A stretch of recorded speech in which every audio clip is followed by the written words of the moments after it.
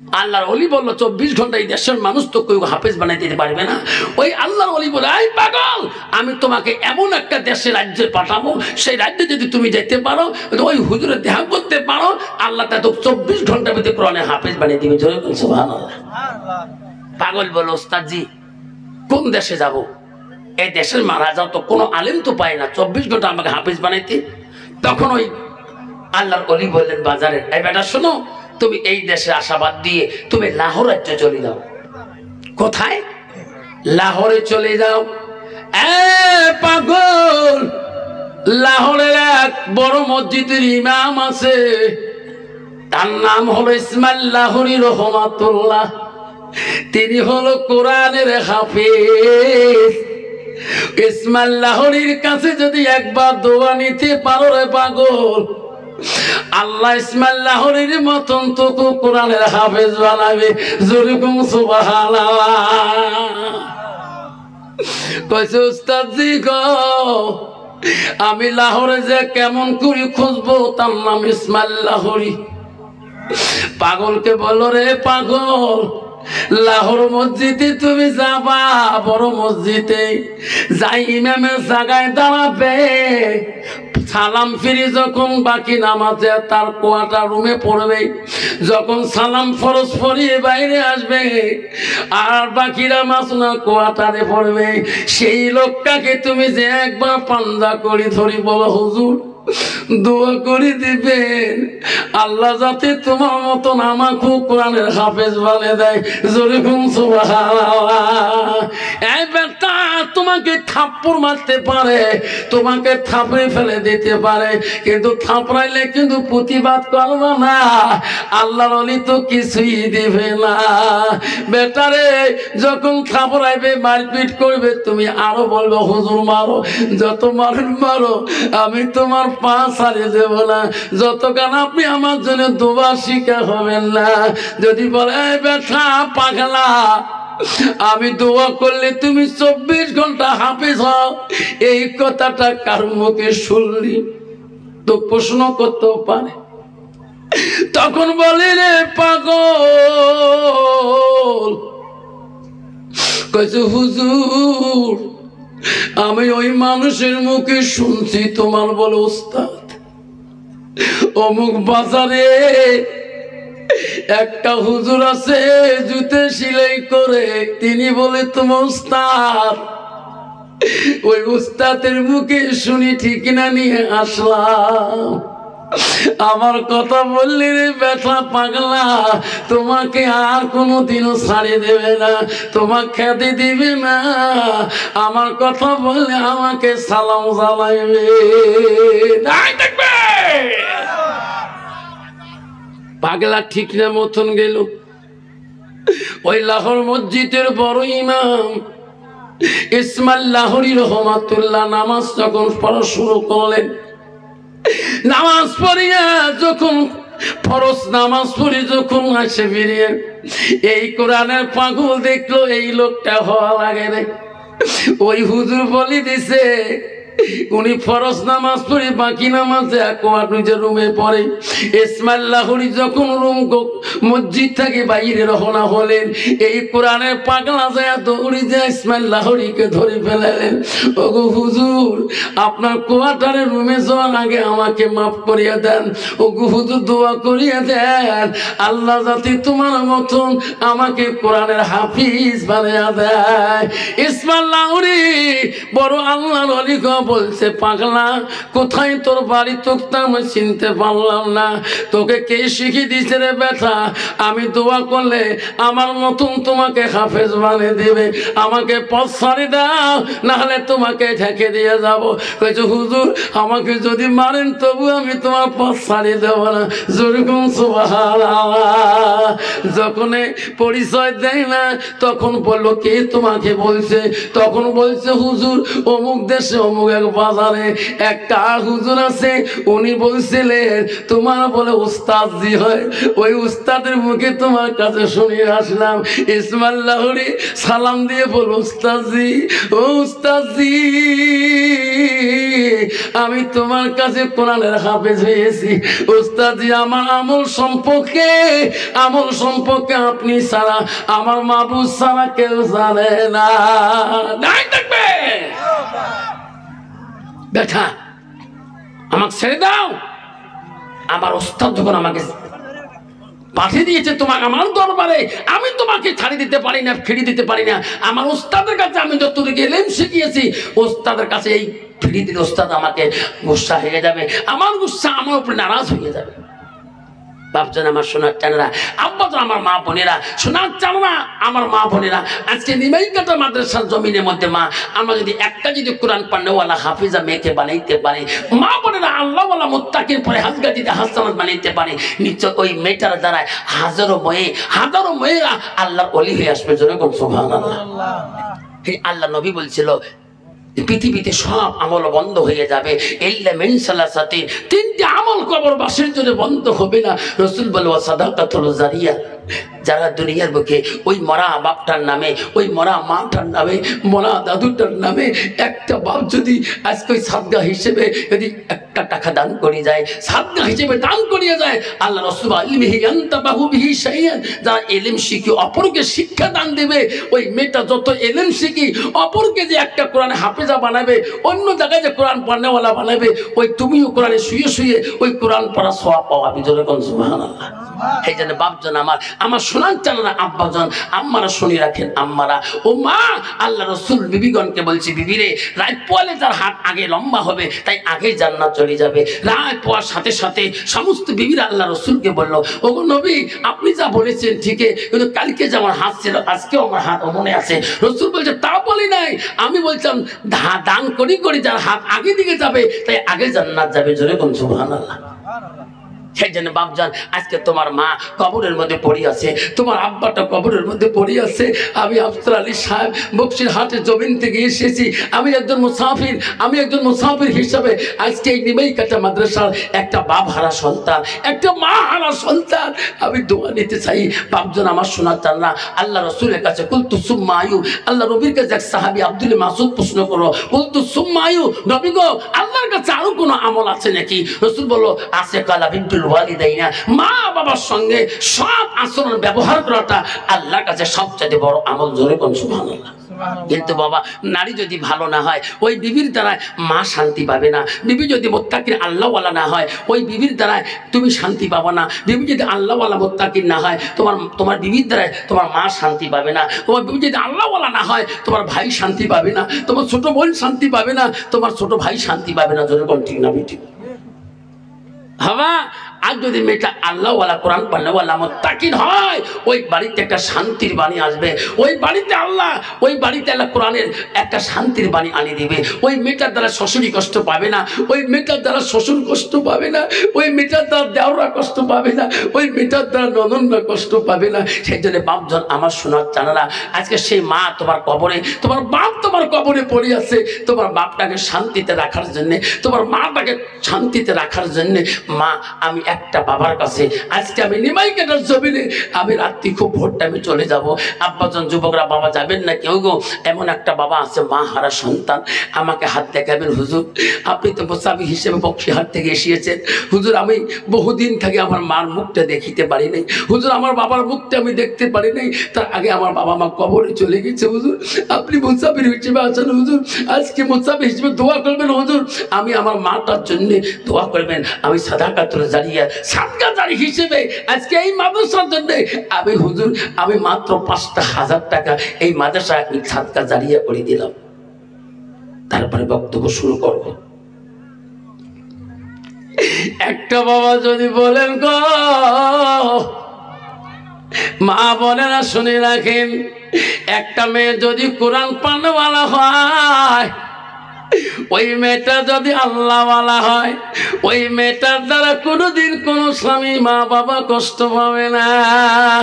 আম্মা গুসুরি রাখো মা। আর মেয়েটা যদি বিলি হয়, কোনো কোরআন হাদিস না জানে, ওই মেয়েটার দ্বারা স্বামী কষ্ট পাবে, ওই মেয়েটার দ্বারা সমাজের বহুত ক্ষতি হয়ে যাবে। প্রমাণ আছে মা, হযরত আবু হানিফা রাহমাতুল্লাহ বড় ওলি গো, সব ওলিদের ওলি, বড় মুতাহাব মাযহাবের বড় ইমাম আবু হানিফা একদিন কুফা শহর দিয়ে পথ দিয়ে যাচ্ছে। ও মা শুনে রাখো, যুবকরা ছেলেরা ওই মেয়েদের সাথে কথা বলতেছে। আবু হানিফা রাহমাতুল্লাহ বলছে, বাবা রে তোরা এখানে কেন দুইজনে গল্প করেন? এইভাবে বিগনা মাছুম বিভাবে অবিবাহিত মেয়ের ছেলে গল্প করা যাবে না।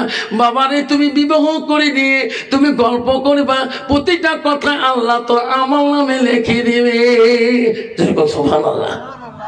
যুবক ছেলেরা বলছে, ভাই ইনি নাকি আবু হানিফা রাহমাতুল্লাহ। বলে হ্যাঁ, কিন্তু ভাই রে ইনার জ্বালাতে আমরা মেয়েদের সাথে কথা বলতে পারবো না। মা বলেন, আব্বারা শুনি রাখো, মা আম্মারা শুনি রাখো, আবু হানিফা দুশ্মন বাড়ি গেল কুফা শহরের জমিনে। ছেলেরা আবু হানিফাকে দেখতে পারে না। আবু হানিফা দুশ্মন বাড়িয়ে গেল। আবু হানিফাকে বিস্তৃতি করার জন্য কুফার যুবক ছেলেরা বুদ্ধি পাঠাইলো, বুদ্ধি যুক্তি করলো। আবু হানিফা কোন দিন পথে একাই যায়, এমন ভাবে আবু হানিফাকে চিটিং দেব। আবু হানিফা জীবনে আমাদেরকে কোন মেয়েদের সাথে কথা বলা আমাকে বাধা দিবে না। ও বন্ধুগণ শুনি রাখো, কিতাবে আছে রে, আবু হানিফা রাহমাতুল্লাহকে ওই দল যুবক বিদ্যুতি করার জন্য একটা বিধবা মহিলার কাছে গেলেন। ওই মহিলাটা ছিল মূর্খ, ওই মহিলাটার ভিতরে কোনো এলিম কালাম ছিল না। মহিলাটার নাম ছিল খাবিবা। সব যুবকরা বলল, খাবিবা রে তোমার তো স্বামী নাই। কলে হ্যাঁ, আমরা তো যত দিরহাম আছে টাকা দিয়ে দেব রে খাবিবা, আমার একটু উপকার করতে হবে। কইছে ভাই কি উপকার? কইছে ও ভাই কি উপকার? আবু হানিফা নামে একটা মানুষ আছে, ওই মানুষটার সাথে তোমার একটা কেলেঙ্কার তুলতে হবে, মিথ্যা দুর্নাম তুলতে হবে। ও খাবিবা যত টাকা লাগে আমরা দিয়ে দেব। যেরকম নাউজুবিল্লাহ, যেরকম নাউজুবিল্লাহ। একটা বেইলিম মেয়ে যার ভিতরে আল্লাহর কোরআন হাদিস রাসূলের হাদিস নাই। আল্লাহ রাসূল বলল, মান সালাকা তরিকান ইলতামিসু ফি ইলমান, আলমিরা ইলম শিখতে করতে চাও, ইলমের রাস্তায় চলতে চাও, রাসূল বলল সাল্লাল্লাহু আলাইহি তরিকান ইলাল জান্নাত, সেই রাস্তা হলো জান্নাতি রাস্তা। জোরে কোন সুবহানাল্লাহ। বাবা ওই মেয়েটা যদি সেই রাস্তায় চলতো, নবীর ঘরে ইলম শিখতে যেত, ওই মেয়েটার দ্বারা কোনোদিন সমাজের একটা ভালো মানুষের ক্ষতি হতো না। জোরে কোন ঠিক না বেঠিক? আব্বারা আমার শোনাচ্ছেন না, আব্বারা কষ্ট মনে করবেন না। আব্বারে কেন যাবেন এই কথা? বন্ধুরা আজকে মেয়েটার ভিতরে এলেম না থাকার ধরনে আজকে মেয়েটার সমাজের মধ্যে পথভ্রষ্ট হয়ে গেছে। ও বাবারা কেউ যাবে না, দোয়া নিয়ে যাবেন। আবু হানিফার দ্বারা ওই এলেম বিহী মেয়েটা এলেম জান নাই, কি অবস্থা হয়ে গেল গো, তোমার জন্য দোয়া করো। তার আগে আব্বারা গো আমি বড় কষ্ট পাইলাম গো সোনারা। আপনারা পোষা তোমার ভয়েতে চলে যাচ্ছেন, দূর করবো না। আসেন কোন বাবা ভালো সন্তান, বাবা আমি আফসার আলী আজকে গো 15 বছর থেকে মা বাবা চেহারা দেখি না। ওয়াজ করতেছিলাম আমি হাই স্কুলের মাস্টার, মা বাধা দিয়েছিল সভা করিস না, সভা করিস না, সবার বাড়িতে যাস না। আমি বলছি কেন মা? বাবা তোমার গালা নষ্ট হবে, পরের দিন তুমি স্কুলে ক্লাস করতে পারবা না।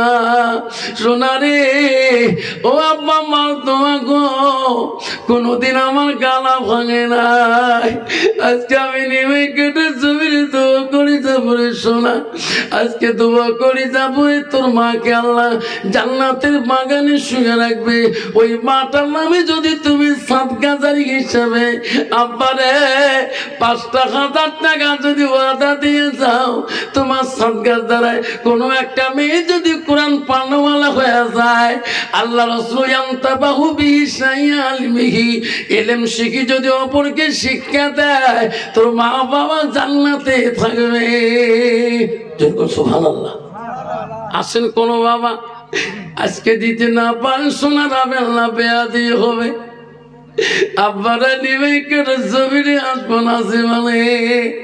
আসেন গো একটা মা, আসেন গো নগদ দেনওয়ালা একটা বাপ যদি বলো হুজুর আমি 1000 টাকা দিয়ে আমার মানটামে দোয়া নেই হুজুরে 1000 টাকা আমি এই মাদ্রাসার বাচ্চাদের জন্য দান করলাম 1000 বিনিময়ে একটা বাচ্চা যদি 1000 টাকার ভিতরে একটা কোরআন পানাওয়ালা হয়ে যায় তোমার মা কবরে শুয়ে শুয়ে জান্নাতে খাওয়া পাবে আসল কোন বন্ধু 1000 টাকা করি না করতেন বাবা একটা বাবার নামে আমি দোয়া করি যাবরে শোনা ও বাবা আল্লাহ তো কোনদিনও মুসিবত দিবে না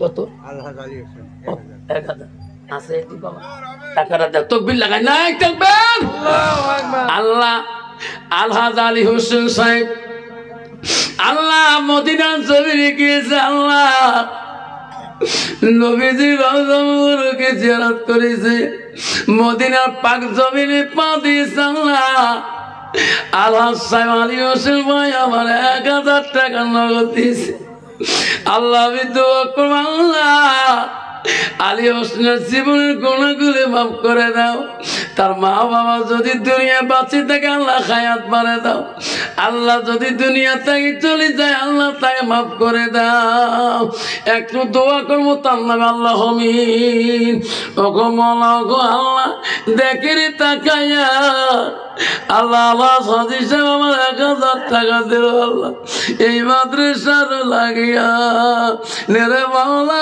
কবুল করে আল্লাহ ইলাহা ইল্লাল্লাহু মুহাম্মাদুর রাসূলুল্লাহ বাবা আসুন হাজী সাহেবের মতন করি আর একটা বাবা 1000 করি আমি 30টা বাবার কাছে 1000 করে নগদ টাকা নিয়ে দোয়া চাইতে চাই আব্বাজন আমার শোনা সুরজ্জামাল বাবা 1000 টাকা ইনাম বাবা জহুল হক বাবা এদিকে আসবো একটু জহুল হক আশুজ্জামাল বাবা সুরজ্জামাল বাবা তো জহুল তো মা বাবা আছে বাসি আছে আল্লাহ জহুল হকের মা বাবা বেশি আছে আল্লাহ আল্লাহ হায়াত বাড়ে দাও আল্লাহ যতদিন বেঁচে থাকবে আল্লাহ তার মা বাবার খেজমত করে বানিয়ে দাও কি নাম বাবা সুরজ্জামাল মা বাবা বেশি আছে বাবা নাই আল্লাহ সুরজ্জামালের বাবা নাই মাওলা রে আল্লাহ বাবা কবরে পড়ে আছে আল্লাহ তার বাবা কবর তুমি জান্নাতের বাগান করে দাও আল্লাহ 300 টাকা দিল আর 30 কেজি চাল দিবে আল্লাহ আব্দুল সত্তার ভাই আমার কি নাম বাবা মফিউর রহমান আল্লাহ 1000 টাকা আল্লাহ নগদ দিয়ে দিল আল্লাহ তাদের বংশ বেরিয়ে আল্লাহ তুমি জান্নাতি করে দাও না থাকবেন কি নাম বাবা আল্লাহ সৈয়দ আলী মা বাবা আছে কি আল্লাহ সৈয়দ আলী বাবা মা বাবা আছে আল্লাহ আল্লাহ হায়াত বাড়ে দাও আল্লাহ জীবনের গুনাহগুলো মাফ করে দাও কি নাম বাবা 1000 দেবা 500 পড়ে দিস ঠিক আছে আল্লাহ মুজাফফর বাবা আমার আল্লাহ 1000 মধ্যে 500 টাকা নগদ দিল 500 টাকা খাতা রেখে রাখলো শাহজামাল মাস্টার বাবা আছে আল্লাহ শাহজামাল মাস্টার ভাই আল্লাহ বাবা নাই রে মাওলা 1000 টাকা দান করো আল্লাহ তার বাবা কবর তুমি নূরে তাজিলি করে দাও কি নাম বাবা বাবার নাম তোর নাম কি কালাম বাবা আল্লাহ কালাম আরে আল্লাহ 1000 টাকা দিল আল্লাহ মাওলা রে তাদের দান তুমি কবুল করে নাও কি নাম বাবা আবু বকর সিদ্দিক মানে বিশ্বাসী আল্লাহ আবু বকর নবীজির প্রথম খলিফাতুল মুসলিমিন ছিলেন ওই নামে এক বাবা 1000 টাকা দিলেন আবার এক বাবা 50 টাকা দিলেন আল্লাহ মাওলা তাদের দান তুমি কবুল মঞ্জুর করে নাও আসল বাবা আমারে নবী বলো পৃথিবীর সব আমল বন্ধ হয়ে যাবে ইল্লা মিন সালাসাতিন 3টা আমল কবরবাসীর জন্য বন্ধ হবে না নবী বলো সাদাকাতু জারিয়া আলমিহি আনতাবাহু বিহি শাইয়ান নবী বলো যারা দুনিয়াতে সাদকা জারিয়া করে দান খয়রাত করে দেবে আর যারা ইলম শিখিবে অপরকে শিক্ষা দান দেবে তার আমলটা কবরবাসীর জন্য বন্ধ থাকবে না বাবা কি নাম রাজুলাম আল্লাহ 200 টাকা নগদ দিয়েছে। আসো বাবুদান আমাকে একজন বাবা 30 কেজি চাল দিয়েছে। আব্বাকে 1000 কোটি টাকা চাইলাম রে সোনা, তোর মাটা কবরে পড়ে আছে, সোনা তোর বাবাটা কবরে পড়ে আছে। কি নাম বাবা? রাকিব মন্ডল। রাকিব মন্ডল। মা বাবা আছে? দেখে মাওলা তাকায়া রাকিব মন্ডল 1000 টাকা দেয় মাওলা এই মাদ্রাসার লাগিয়া। জামিউল শেখ বাবা 1000 টাকা দেয় আল্লাহ এই মাদ্রাসার লাগিয়া। কি নাম বাবা? শামসুল হক। কত দূর? 200 দিলাম আর 300 পরে দিস, দোয়া করে। আল্লাহ শামসুল হক বাবা 500 মধ্যে 200 দেয়, মাফ করে দিও আল্লাহ গোনা। কেউ কান্দিনি প্রসব কালে কেঁদেছিল বাবা মা। কি নাম বাবা? মাহমুদ হোসেন। আল্লাহ মা বাবা আছে? আল্লাহ মা আছে বাবা আছে, 2000 টাকা আল্লাহ ক্যাশে দেয়। নাই থাকবে।